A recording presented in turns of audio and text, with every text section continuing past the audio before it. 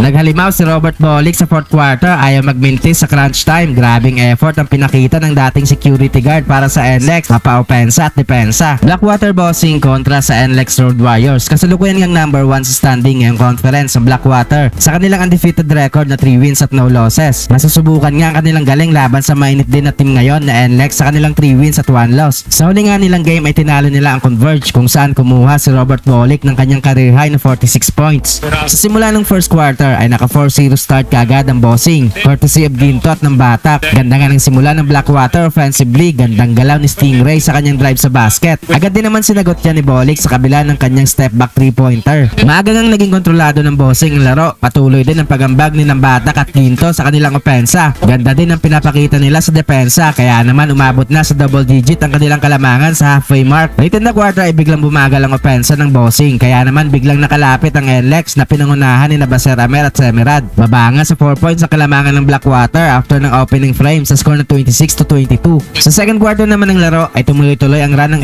NLEX kung saan nakuha na rin nila ang kalamangan sa tulong ng 3-point play ni Semerad at 3 ni Herndon. Umabot na sa 6 points ang lamang ng NLEX after ng 3 ni Roger, pero may pangbawi nga kaagad si James Shop ng isa ng 3 para sa kanyang unang field goal sa laro. Naging dikdikan na nga ang labanan sa quarter na ito, palitan na nga ng baskets ng both teams. Umiinit na din nga ang shooting ni Herndon sa labas, buhat mode naman si ng Batak sa opensa ng bossing. Nakuha na nga ulit ng Blackwater ang kanilang rhythm sa opensa late in the quarter. Nagkapisikalan pa si Pascual at Ginto after ng basket ni David. After ng ilang possessions ay natamaan naman si Rosario sa muka ng siko ni Pascual. Kumakana na ulit sa labas ang NLEX courtesy of Bolick at Baseramer. Naipasok pa ni Tungkab ang kanyang basket at na buzzer para bigyan ng 1-point lead ang bossing after ng first half sa score na 51-50. Sa third quarter ng laro ay slow start offensively para sa parehong kupunan. Grabing energy nga ang binibigay ni Fajardo para sa NLEX. Patuloy naman ang pagambag ni Suerte at Ginto para sa bossing. Di pa rin nga nagkakalayo ang score ng both teams. Deep 3-point shot para kay Herndon para sa kanyang ikatlong 3 sa laro. Late in the quarter ay biglang init sa opensa sa Ray Suerte. Tabla na nga ulit ang score after ng kanyang 3-pointer. Hirap namang maka-attempt sa field si Bolick sa ganda ng depensa sa kanya ng mga guardian ng bossing. Nagkaroon pa ng and one play sa Rosario patapos ang third quarter para bigyan ng Blackwater ng 1-point lead sa score na 72-71. Sa fourth quarter ng laro ay biglang arangkada ang opensa ng Blackwater early in the quarter, courtesy of Tungkab at RK Ilagan para magkaroon sila ng 7-point lead sa NLEX. Si Normal naman sa kabila ang bumubuhay sa kanilang opensa. Midway sa quarter ay gumakana na ulit sa ilalim si Fajardo para makalapit ulit ng